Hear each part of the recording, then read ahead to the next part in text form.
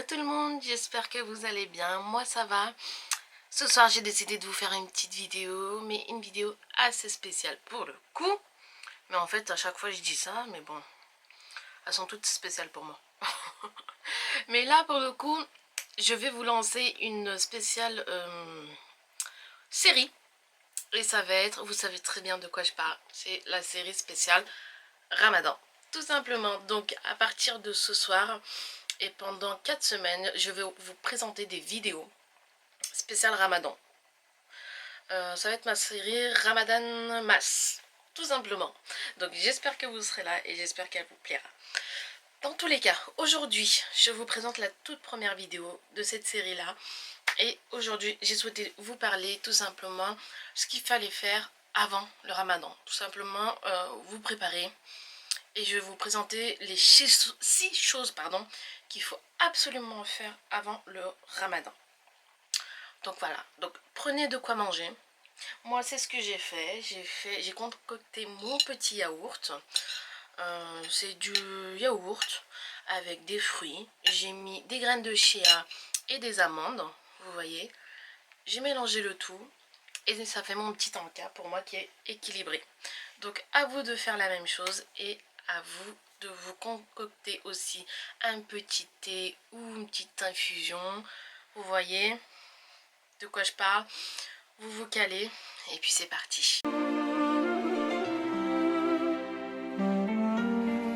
La première chose à faire avant le Ramadan, j'ai envie de dire, c'est de faire le grand ménage. Un grand ménage, c'est-à-dire déplacer les meubles, enlever tous les désencombrer en fait, aussi désencombrer, enlever ce qui est inutile pour vous dans les placards, jeter ce qui est inutile, donner aux gens s'il le faut, vous voyez, acheter aussi les choses utiles. N'achetez pas 40 000 robots ou 40 000, je sais pas moi, services à thé ou à café quoi, alors qu'il vous en suffit qu'un seul. Malheureusement, moi j'ai mes parents qui ont cumulé et voilà, maintenant c'est difficile de s'en détacher pour le coup, surtout pour eux. Moi j'aimerais bien les jeter, mais bon, bref. Donc pour le coup, faites le grand ménage. Aussi, si vous avez une maison, un jardin, n'hésitez pas. Faites une semaine ou 15 jours avant le Ramadan. Faites ce qu'il faut au niveau de votre maison. Que je parle au niveau du jardin, que je parle si vous avez des serres ou si vous avez, je sais pas, des fruits, des légumes. Faites le nécessaire pour pas que vous soyez gênés pendant la période du Ramadan.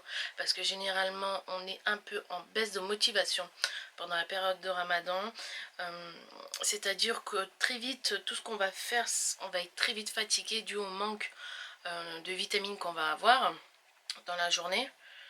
Qu'on va pas avoir pardon dans la journée et du coup dans notre tête ben, on va dire oh, il y a un grand ménage à faire, bah non je vais pas le faire parce que je suis épuisée.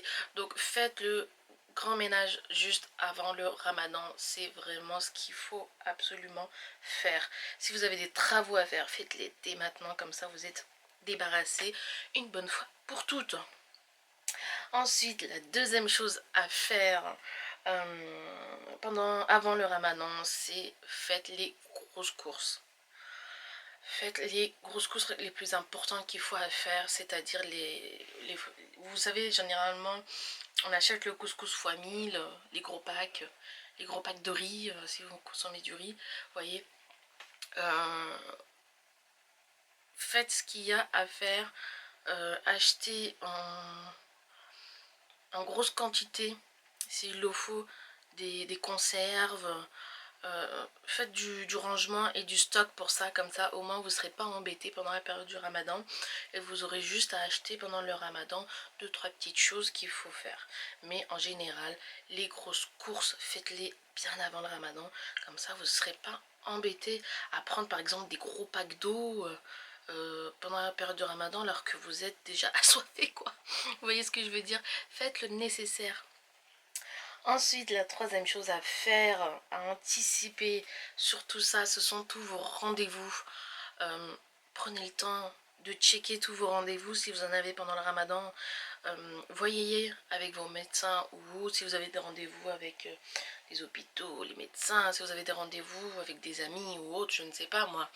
Mais checkez un petit peu essayez de voir si vous pouvez les annuler pendant votre ramadan, ou si vous êtes apte à les faire aussi, hein, en soi. Pendant la période de ramadan, faites-le. Hein.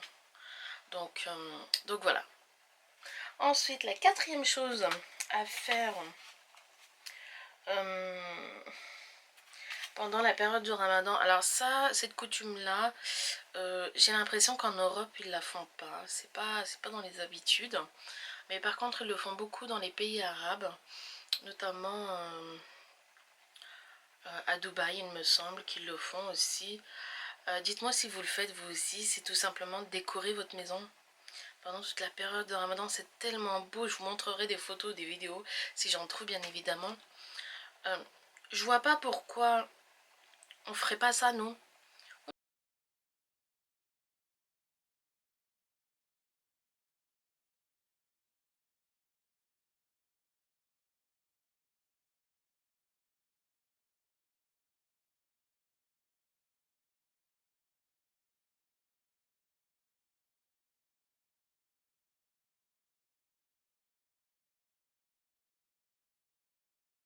Le faire pendant le Ramadan aussi, c'est tellement beau, c'est tellement magnifique. N'hésitez pas, je trouve que c'est un gros événement pour les musulmans, la communauté musulmane, que pendant 4 semaines, vous serez contente d'avoir cette petite décoration à la maison, quoi, tout simplement. D'autant plus que faites participer aussi vos enfants ou vos neveux ou vos nièces, vous voyez. N'hésitez pas aussi à faire des calendriers. Je trouve que ça ils le font pas ici malheureusement et c'est bien dommage. Mais par contre vous pouvez en trouver sur AliExpress ou sur Amazon et vous pouvez même le faire vous-même. Ça c'est génial, faites votre propre calendrier, je vous montrerai aussi des photos. C'est super ludique pour les enfants et ça les incite en fait à être curieux tout simplement. À vous poser des questions, à vous dire bah, pourquoi on fait ci, pourquoi on fait ça. Donc n'hésitez pas, ayez pas honte de décorer votre maison ou de mettre des calendriers spéciaux Ramadan. C'est super génial quoi, je vous le conseille fortement. Donc voilà. Ensuite, la cinquième chose à faire, et ça c'est primordial, faites vos menus à l'avance. Pendant la période de Ramadan, je vous conseille fortement de vous munir d'un planeur. Que vous écrivez sur un livre, que vous écrivez sur un tableau ou autre, ou sur votre PC, honnêtement, faites-vous un planeur, organisez-vous pour la semaine. C'est une chose que je vous conseille très fortement. Tous les soirs, vous allez être en galère. Qu'est-ce que je fais à manger? La fameuse phrase, qu'est-ce que je fais à manger? Et vous allez être en galère, vous allez être en panne d'inspiration. Alors que si vous y prenez une semaine à l'avance, c'est-à-dire que vous faites votre petit tableau, vous mettez du samedi, pardon, excusez-moi, du lundi au dimanche, et que là, vous faites votre menu du soir, ce que vous allez faire, et que vous achetez justement ce qui vous manque, ce serait beaucoup mieux pour vous. Vous serez beaucoup plus organisé. Alors que si vous ne faites pas ce genre de choses, vous allez être un peu bousculé par tout ça et vous allez dire oh bah je sais pas quoi faire, j'en ai marre, j'ai pas de menu, je fais toujours la même chose. Non, au contraire, organisez-vous et surtout prenez-vous bien à l'avance, une semaine à l'avance. Moi j'ai quelque chose qui m'aide vachement, que j'ai trouvé ça sur Instagram qui est vraiment génial. En fait à la base c'est ma belle-sœur, elle me l'a offert. Et après je suis partie un peu sur leur site et j'ai vu qu'ils faisaient des choses bien sympathiques. Je vais vous montrer un petit peu ce que c'est. C'est mon doux organiseur Ramadan Planner, vous voyez, qui se présente comme ceci. Je trouve ça absolument génial. Quand ma belle-sœur me l'a offert, j'étais vraiment trop contente. Elle me connaît en fait. Parce que moi, j'ai déjà mon bullet journal que je vous ai dit que j'avais créé. Donc j'ai déjà un bullet journal que j'ai créé, vous voyez, que j'ai créé moi-même. Et quand elle m'a ramené ça, oh, j'étais vraiment très très heureuse. Je vais vous montrer un petit peu, je vais me rapprocher quand même. Donc vous voyez, la première page, ce sont les parties. Donc la partie qui est ici, vous voyez, qui est juste là, c'est la partie 1 qui est le Shahban. Le Shahban, c'est le mois qui est avant justement le mois du Ramadan. Donc on y est à l'heure actuelle. Ensuite, la deuxième partie, c'est organisation du foyer. Troisième partie, Ramadan. Je ne sais pas si vous arrivez à voir. Je vais me rapprocher un petit peu plus. Et la dernière, fête de l'Aïd. Donc en fait, ce planeur est juste sublimissime. Donc en fait, ça vous présente... Vous voyez par exemple, en plus il est super bien designé. Mais qu'est-ce que je kiffe les illustrations. Elles sont sublimes, honnêtement, regardez-moi ça. Vous avez vu? Donc là, c'est marqué Hello Shahban, mes doux objectifs. Vous voyez? Ensuite, mon petit calendrier pour le mois de Shahban, vous voyez? Juste là, il est aussi conseillé de jeûner. Il y a des petites conseils sur le côté qu'ils ont mis. Ensuite, l'heure du bilan, astuces productivité. Mes petites préparations, to-do list, les fameuses to-do list. Vous voyez, avec les petites décorations là, mais qu'est-ce que je kiffe, vous voyez. Oh, la calligraphie, elle est géniale en plus. Vous voyez, nos jolies activités, apprentissage et spiritualité, liens sociaux, activités divers. Vous voyez, il y a tellement de choses. Mes petites préparations, donc vous voyez, tâches administratives, santé, beauté, iftar, suhour, tâches ménagères, achats à faire, enfants, fête de l'Aïd et divers. Donc là, mes rendez-vous et contacts, ça vous met, vous voyez, une espèce de case pour mettre vos rendez-vous au contact dont je vous ai parlé tout à l'heure, c'est-à-dire organisez-vous au niveau de tout ça. Ensuite, organisation du foyer, le checklist, to-do list toujours. Mes petites idées de recettes, vous voyez, qui sont ici, c'est vraiment sympa.